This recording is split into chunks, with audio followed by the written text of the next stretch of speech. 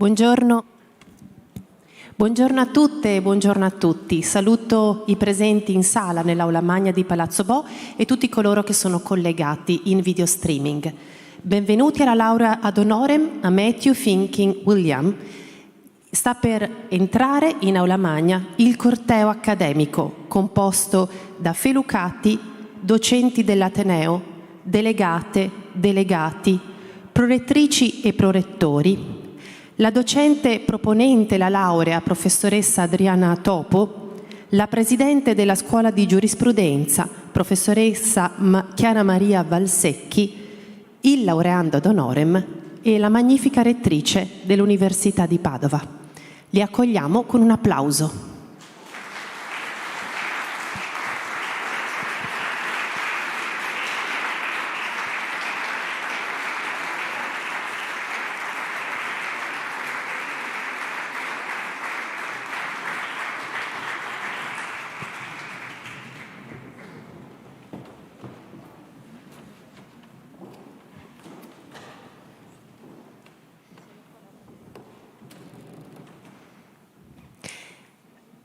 La cerimonia di conferimento di laurea ad honorem a Matthew William Finkin ha inizio con il saluto iniziale della magnifica rettrice dell'Università degli Studi di Padova, professoressa Daniela Mapelli.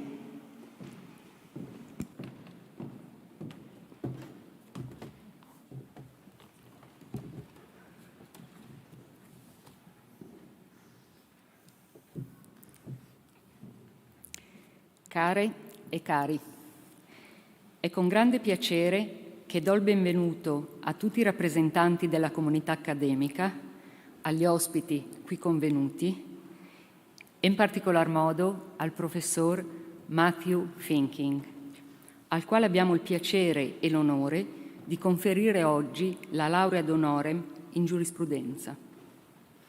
Caro professore, l'averla qui oggi è per noi importante e lo è per varie ragioni. La prima, più immediata, è la possibilità di poterle consegnare la laurea di persona. Non era e non è scontato, visto il periodo che stiamo ancora vivendo. Ed ecco perché è ancora più prezioso essere qui tutti insieme oggi. Ad accoglierla, professore, è un'aula magna fresca di un restauro filologico che l'ha riportata al suo splendore originario. Uno dei tanti luoghi iconici, mi permetto di dire il cuore, del nostro Ateneo, che compie quest'anno 800 anni di vita. Una lunga storia che stiamo celebrando in quest'anno e la laurea che oggi le consegniamo rientra a pieno titolo nelle nostre celebrazioni. Il perché è ben testimoniato dalla Sala dei 40, qui accanto, segno tangibile dell'internazionalità e universalità del sapere, lingua comune che da sempre unisce i popoli.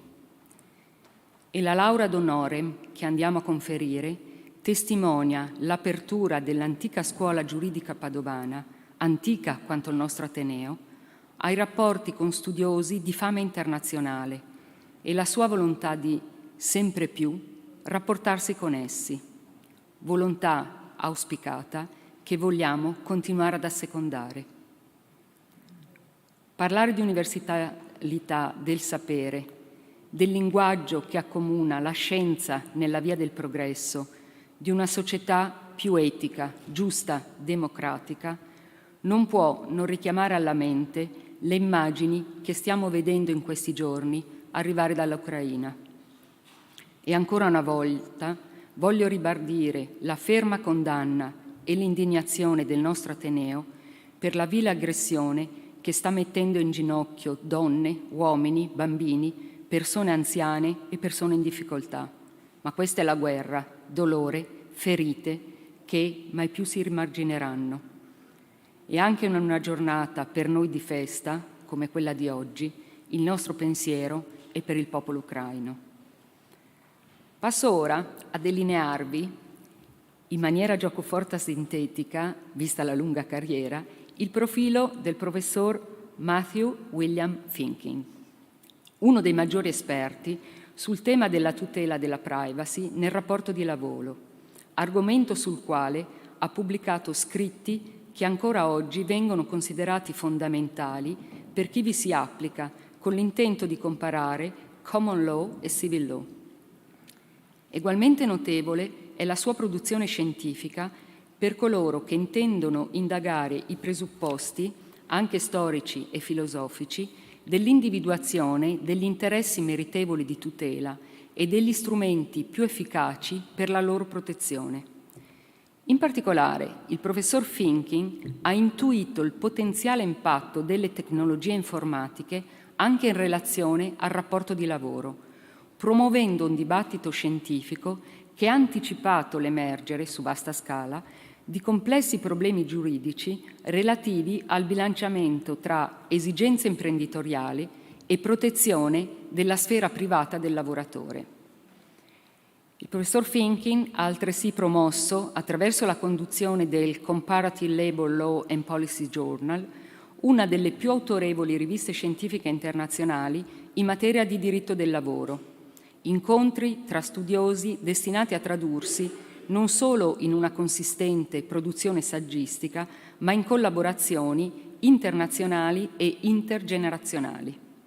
In definitiva, il professor Finkin ha svolto un ruolo fondamentale per l'internazionalizzazione degli studi di diritto del lavoro, quando il processo di globalizzazione dei mercati imponeva, ai tecnici del diritto, la capacità di cogliere l'evoluzione dei metodi di produzione e lavoro e di ripensarne gli strumenti protettivi al di là dei modelli consolidati.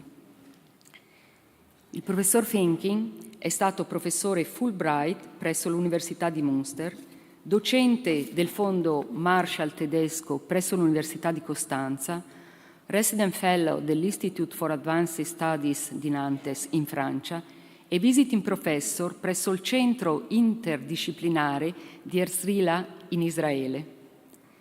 Dal 1999 è membro del Consiglio di amministrazione dell'Istituto per il diritto del lavoro e le relazioni del lavoro nell'Unione Europea a Treviri, in Germania.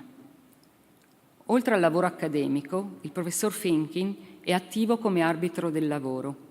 È stato eletto all'Accademia Nazionale degli Arbitri e fa parte di diversi collegi arbitrali permanenti nel settore pubblico e privato.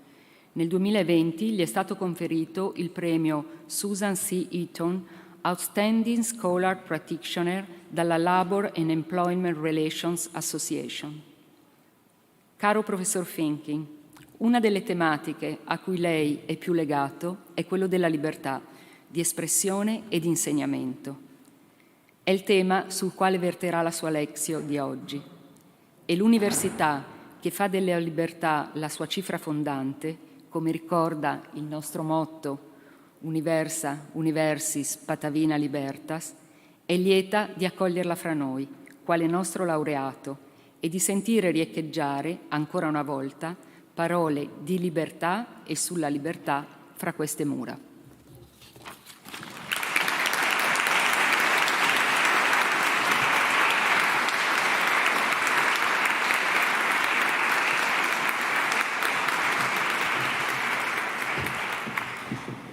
Ed ora la Presidente della Scuola di Giurisprudenza, professoressa Chiara Maria Valsecchi, legge le motivazioni della proposta di laurea ad honorem a Matthew William Finkin.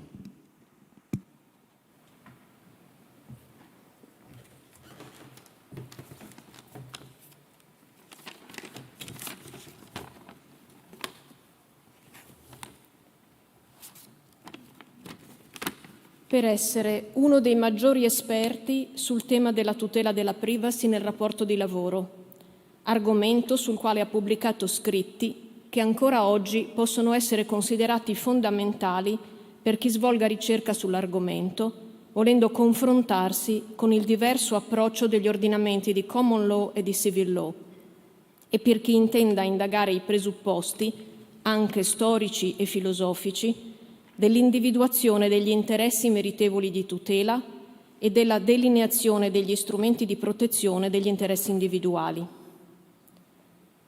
per avere intuito il potenziale impatto delle tecnologie informatiche anche in relazione al rapporto di lavoro, promuovendo un dibattito scientifico che ha anticipato l'emersione su vasta scala di problemi dai complessi risvolti giuridici relativi al bilanciamento tra esigenze imprenditoriali e protezione della sfera privata del lavoratore.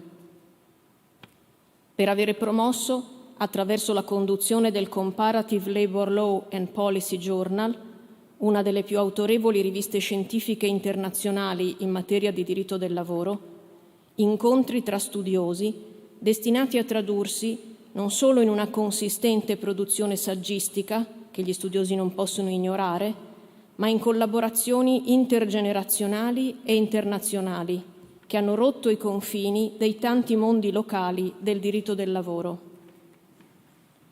Per avere svolto, in definitiva, un ruolo fondamentale nell'internazionalizzazione degli studi di diritto del lavoro, quando il processo di globalizzazione dei mercati imponeva ai tecnici del diritto la capacità di cogliere l'evoluzione dei metodi di produzione e lavoro e ripensare le categorie concettuali e gli strumenti protettivi del lavoro al di là di modelli consolidati.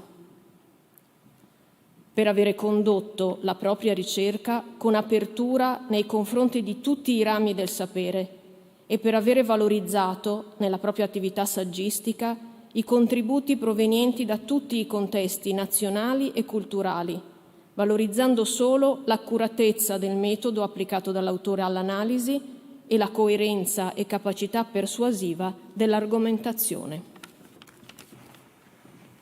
Grazie alla professoressa Valsecchi.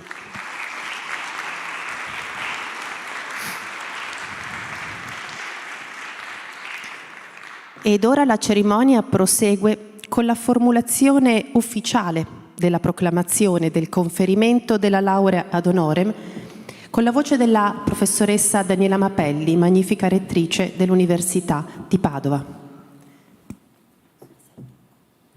Subito.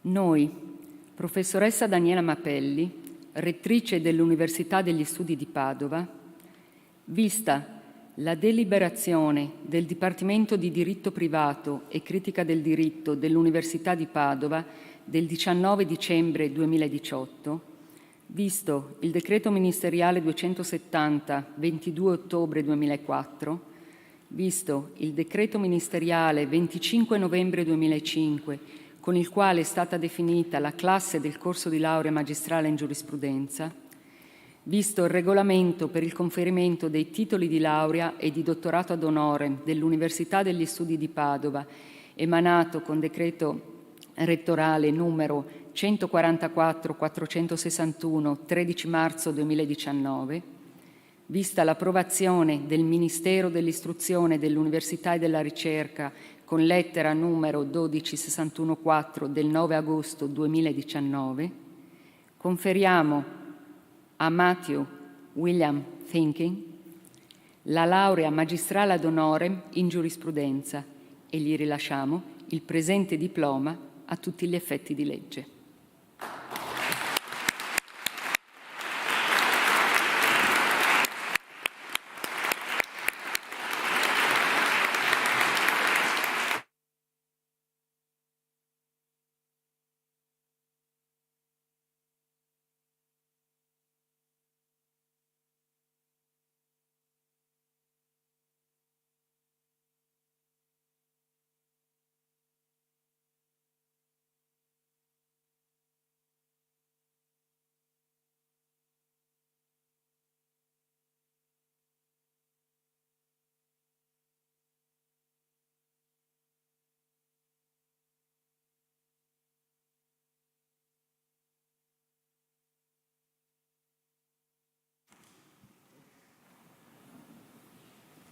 Un applauso per questo momento simbolico.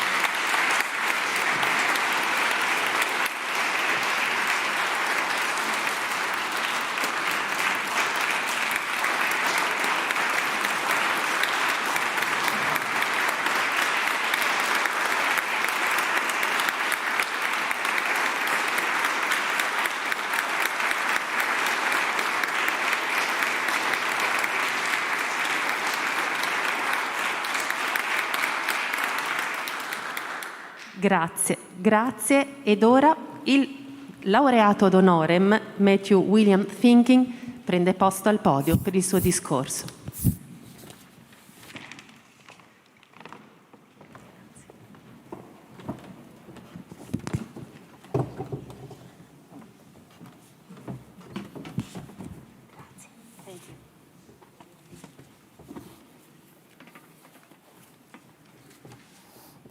Magnificent members of the faculty and guests and friends. Let me first express my gratitude to those who have made this day possible. First and foremost to Adriano Topo, a prodigious and insightful scholar and a cherished friend who has become virtually a member of our family. To Silvana Sciarra, Pietro Chino, and Guido Balandi, with whom this could not have come about, 1,000 thanks. To those who have come from afar, from Germany, Manfred Weiss, Werner Epke, and Suzanne Porsche, from the United Kingdom, Alan Neal, and from those who've traveled here from elsewhere in Italy. Thanks to my entire family. It's small, but it's all here. My wife, Eleanor, my sons, Ezra and Jordan, their wives, Jessica and Sarah, and my 2 grandsons, Dashiell and Emmett. I find it hard to express the emotions I have at seeing you all here. It is serendipitous that a theme identified for the celebration of the 800th anniversary of the founding of this university is university liberty. Before I came to labor law, I was counsel to an association of university professors whose mission was to define and defend academic freedom. This has been a professional concern ever since. Thus, I thought to share some thoughts with you today on the state of academic freedom in the university. As I began to fashion these remarks, that was before Mr. Putin launched Russia's invasion of the Ukraine. That event seemed to make the question of faculty freedom to be small, perhaps even petty. On reflection, however, I decided to proceed. If the state of democracy in Europe hangs in the balance today, a necessary follow-on is what kind of democracy we're talking about. And where does the university and its faculty figure in it? So I will talk about what I know best, that is the United States, but I'll take a sidelong glance at Europe at the close. The American idea of academic freedom took form in a 1915 declaration issued by that then newly founded professorial organization. The first condition of progress, the document maintained, is the complete and unfettered freedom to pursue inquiry wherever it might lead, and to express the results of that inquiry, however it might offend or even outrage, so long as the inquiry is pursued with scholarly care. The threat to freedom the Declaration perceived lay not only in repressive reaction by entrenched economic interests, which was already shop-worn at the time, but in the pressure connected with the existence of an overwhelming and concentrated public opinion. The draftsmen were mindful of an antinomy. Democracies need centers of thoughtful criticism in order to progress, to make the public more self-critical. But public opinion is at the same time subject to the sway of unconsidered impulses of popular feeling. The caution the drafters wrote about proved prescient. Academic freedom was threatened by popular reaction in the Red Scare of the 1950s and 60s, in the imposition of loyalty oaths on faculty, in efforts to suppress what was claimed to be seditious classroom teaching, and to exclude seditious speakers from the campus. It was renewed in the repressive reaction in the 1970s to Vietnam War protests, in widespread efforts in the 1990s to have the states legislate an academic Bill of Rights requiring professors to manifest ideological balance in instruction based on the claim that a radical leftism was running riot in indoctrinating students. And now, today, in efforts in 23 states so far to proscribe the treatment of race in instruction and in publication and in campus speech, that the legislatures find offensive. Sometimes the prohibition has been put in ostensibly objective terms, prohibiting professors from requiring students to affirm or adopt a specific view of race. Sometimes the prohibition has been put in subjective terms, prohibiting teaching that makes students feel guilt or discomfort because of race. The latter's conflict with academic freedom is clear. Under such a law, a professor's remarks are held hostage to idiosyncratic and so unanticipatable student reaction. But the former also suffers from much the same consequence, because what the adoption of a view means can be clouded in predicting a student's distress. The prudent professor must steer wide the zone of the prohibited for fear of discharge. When the faculty governing body of the University of Texas objected to that state's law on that ground, the state's political leadership threatened all professors in public universities in Texas with the abolition of tenure and annual reviews of their performance.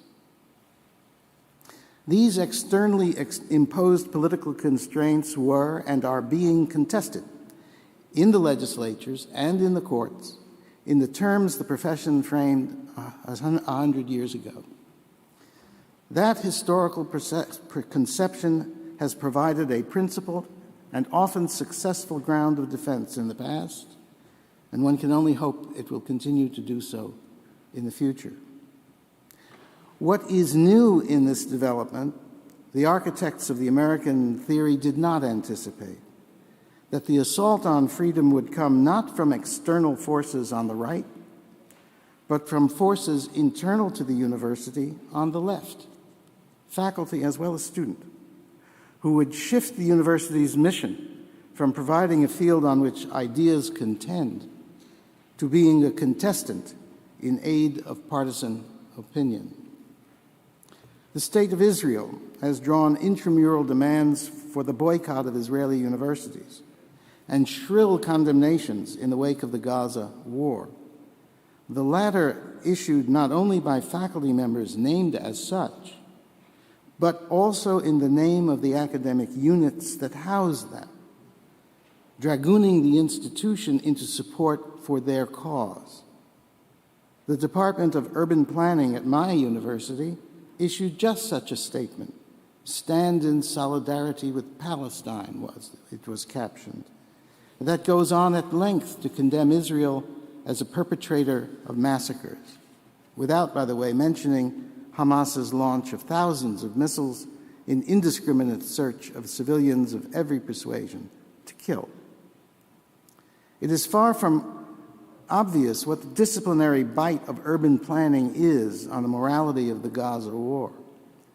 The department's faculty members are surely free individually to inscribe themselves in support of that statement. Such is their academic freedom. But who can speak in the name of the university is not a matter of academic freedom. If it were, who can speak on the university's part would run to all parts of the university. If the Department of Urban Planning is free to condemn the Israelis as oppressors, the Department of Accounting is free to condemn Palestinians as terrorists. The call to boycott has had no traction. But, inexplicably, political condemnations issued under the institution's name, which has occurred at several institutions, has yet to prompt an institutional response. More widespread is the success of groups on campus who would achieve a diverse, welcoming, and safe academic environment. I'm quoting the phraseology. Welcoming, safe, and academic environment by sanctioning speech that the group finds uncivil, unwelcome, or offensive. The conflict with academic freedom is clear. What is said in the classroom or in public discourse might well fire intense hostility on racial, sexual, ethnic, or religious grounds. But consistent with the 1915 Declaration, the freedom of thoughtful academic discourse cannot be held hostage to the impulses of popular feeling, even when those impulses arise from within the university. Two such cases are unfolding as I speak, one in Texas, the other in Illinois. In the first, a white professor of musicology at North Texas State University, founder of a musicological journal focused on the theories of an Austrian musicologist, was criticized by a black professor of musicology in New York City for the deep-seated whiteness of the discipline and of his journal. A robust debate ensued in which the targeted professor responded to the paucity of black musicologists in classical music by speculating that if few blacks grew up in homes where classical music is frequently heard, they might lack the kind of early experience that would incite an interest in classical musicology later in life. A student group at his university condemned this statement as racist. The charge presented an institutional opening for discussion, what we would call a teaching moment, on the distinction between bigotry and sociology. Instead, the university administration summarily removed the professor as the editor of the journal he had founded. His lawsuit is proceeding as I speak. Jason Kilborn, a professor of law at my university's sister campus in Chicago, gave an examination question using a hypothetical incident of employment discrimination in which an opprobrious racial epithet was uttered by one of the examination scenario's characters. The question, the epithet included, replicated what a lawyer might well encounter in employment discrimination practice. Nevertheless, some black law students protested the use of his epithet in the question. Professor Kilborn was suspended from teaching and was ordered to undergo diversity inclusion training run by Cornell University, to be followed by personal counseling, only after the successful completion of which he would be allowed back in the classroom. He, too, is now in court. The Kilborn case is the logical endpoint to which speech suppression leads. As William Van Alstyne put it some years ago to the university in the matter of Tiananmen Square, save for one difference, that political re-education takes place not in western Jiangxing province, but in Ithaca, New York. When Marquette University sanctioned the professor who had accused a colleague of imposing political correctness on a class, he sued for violation of the institution's professed commitment to academic freedom. The administration defended its action on the ground that academic freedom, and I quote now from their argument in court, academic freedom is just one value that must be balanced against other values core to the institution's mission. That captures the view of all of those who would sacrifice academic freedom on the altar of what they conceive to be a higher good, oblivious to the fact that when a university infringes academic freedom as a matter of policy, it ceases to be a university. The Supreme Court of Wisconsin rejected the university's argument. Though the courts in America have saved the academy from its folly so far, these developments bear a powerful consequence. If academic discourse may be suppressed to achieve another higher social value, there's no reason to privilege an intramural over a political determination of what that social value is. The lesson surely is this: a university that restricts academic discourse in capitulation to internal political pressure has lost the capacity to claim a principled ground to resist suppression from outside. Europe does not seem to have been confronted with quite the intramural demands that the United States is confronting, though instances of such demands there are. Kathleen Stock at the University of Sussex was attacked for her views on gender identity, but her university defended her. And calls have been made, I understand, for the removal of statuary that honors historical figures deemed unworthy of contemporary recognition. However, instances of external suppression are serious, as two events in the East evidence. In the first, in 2018, the Polish government the Polish government criminalized any statement attributing complicity in the Holocaust to the Polish nation.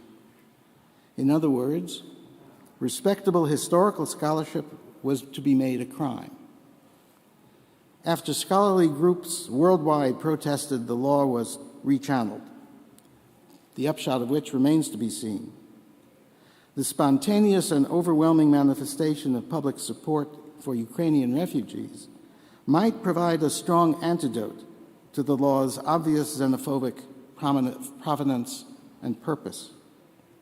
Even so, it is instructive how the demand in Poland that history not contradict an atavistic communal self-conception resonates so sympathetically with political groups in the United States. More egregious is the Hungarian government's proscription of the Central European University. The CEU is a respected scholarly center, but freedom of inquiry is inimical to Mr. Orban's illiberal democracy. As CEU President Michael Ignatieff pointed out, democracy is not just a matter of arithmetic, of counting votes. A democracy fosters centers of dissent as well. As the 1915 Declaration maintained, in order to flourish and progress, democracies need thoughtful criticism.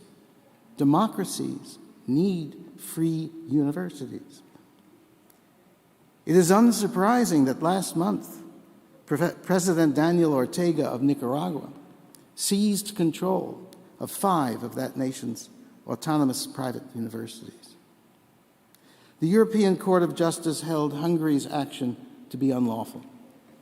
But there the matter stands. Nothing more has been done, save that the gap in Hungary created by CEU's exile has now been filled by a Chinese university. Remarks on so celebratory an occasion should not close on so gloomy a note, and they will not.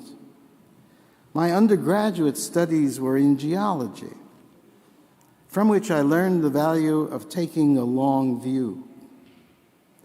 When I think about all the powerful forces brought against freedom of inquiry and expression over the past 800 years, ecclesiastical, political, economic, social, and even military, I find it nothing short of miraculous that this university survived it all and thrives still today, still true to its values. Even as I express my deep gratitude to the University of Padova for this extraordinary honor, I wish to express a fervent hope for the university. May it continue to be a beacon of freedom for 8 centuries more.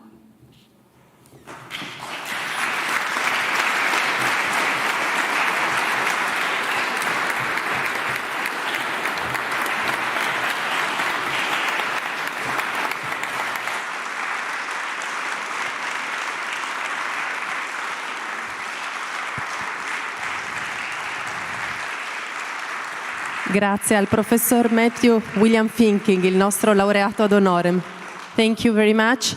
E la cerimonia va verso la conclusione. Fa ingresso il coro del Concentus Musicus Patevinus dell'Università degli Studi di Padova, diretto dal maestro Vazzoler, che intonerà le note di un tradizionale canto patavino, il Gaudeamus Igitur.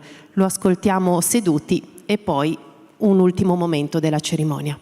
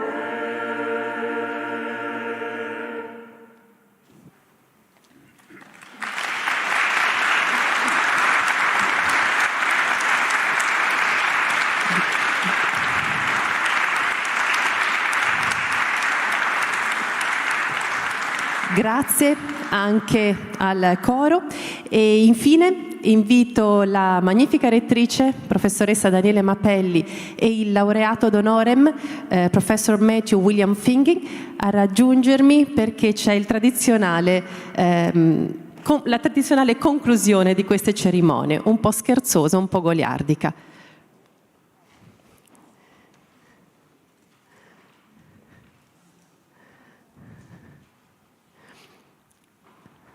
Gli studenti si fanno attendere.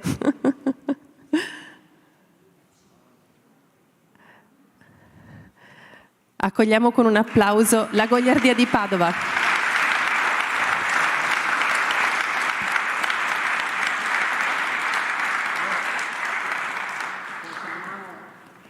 La ghirlanda con i colori di Giurisprudenza, che sono lo scudo, e la feluca simbolo. E la feluca simbolo della vita universitaria studentesca, che negli anni passati era donata dall'università agli studenti al momento della laurea. e la ghirlanda con i colori di giurisprudenza.